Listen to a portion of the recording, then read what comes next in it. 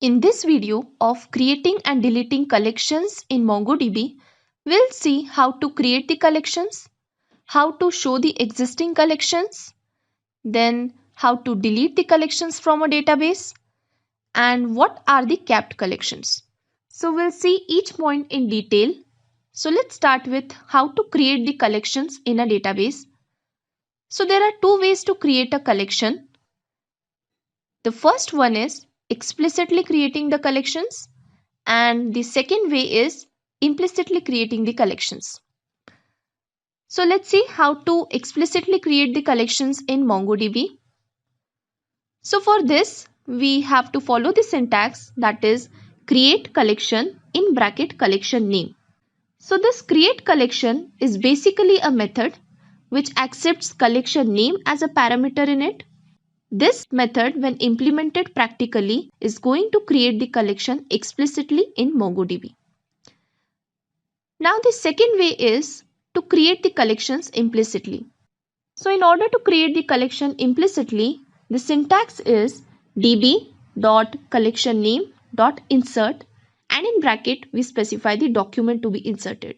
So this statement not only creates the collection, but it also inserts a document in the collection as well. So by using this, we can create the collection implicitly in a MongoDB database. So let's see how to do it practically. So right now I'm in the Mongo shell.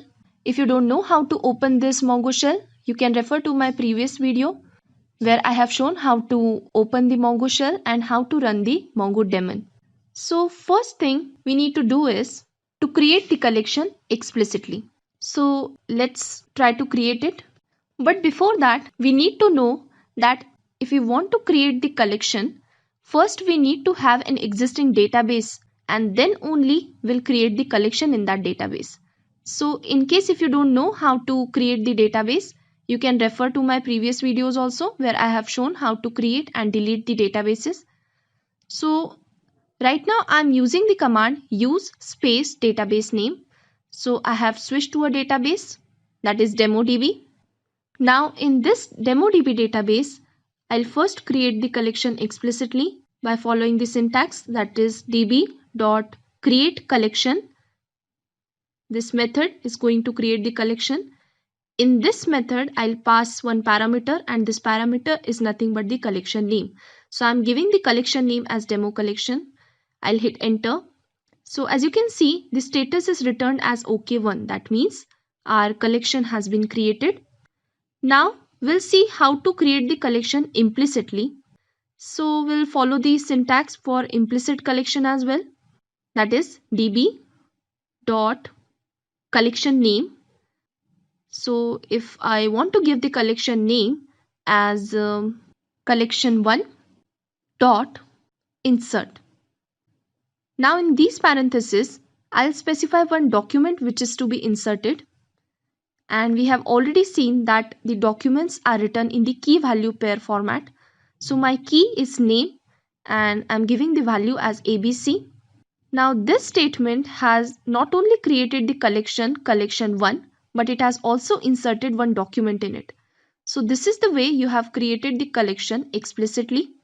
Now let's see how to show the existing collections in a database. So the syntax is show space collections. By using this command, we can show the existing collections in a system or a database, we can say. So let's see how to execute this command. So just type show space collections and hit enter. So as you can see, we have created two collections. One is using the implicit way and one is using the explicit way. So both these collections are present. So to delete a collection from a MongoDB database, we use the drop method. So what is the syntax now? db.collectionname.drop. So whatever the collection name we specify with this drop method, that collection will get dropped from that particular database. So let's see how to do it practically. So just follow the syntax, that is db.collectionname. So here I am deleting the collection, that is demo collection.drop. So this statement is going to drop the demo collection from the currently selected database, and our current selected database is DemoDB. So now if I try to show the collections, so it is not showing the demo collection since we have deleted it. Now let's see what is a capped collection. So the capped collection is a collection in which we can apply the size limit. That means the documents will get inserted in the capped collection up to that specific size limit only. So we can also say the capped collection are the fixed size collections and it works like a circular buffer. It means when the buffer gets full, then it makes space for the new documents in that collection. So when the size gets full, then it automatically tries to remove the documents from the collection and gives the room for the new documents to be inserted. Now the main thing about capped collection is we don't need to specify indexing over here. So if indexing is not provided, then it automatically guarantees the preservation of the insertion order. That means you don't need to provide the specific indexing when you are inserting the documents. Then the capped collection works in the FIFO manner, that is first in first out manner. It means the document which is inserted first will get removed first.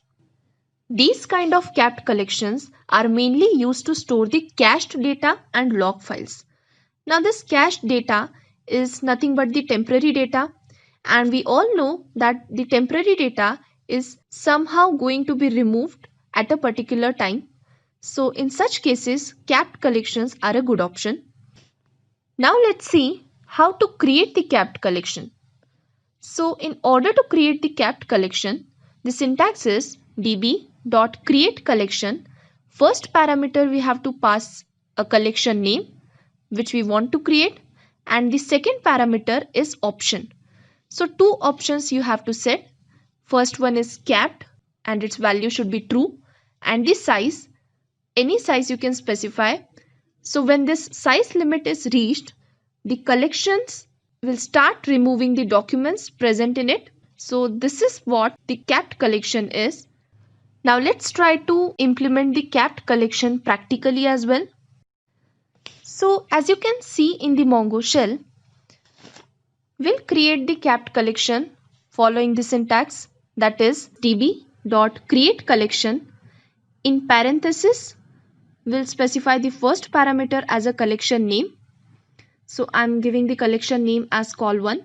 Any user defined collection name you can give. Now the second parameter is option. So we need to set two options, that is capped as true and the size, any size you can specify, and this size is in bytes. So make sure you need to remember this, that the size in capped collection are specified as bytes. So as you can see, the status is returned as OK. That means our capped collection has been created. I hope you have got how to create and delete the collections in MongoDB.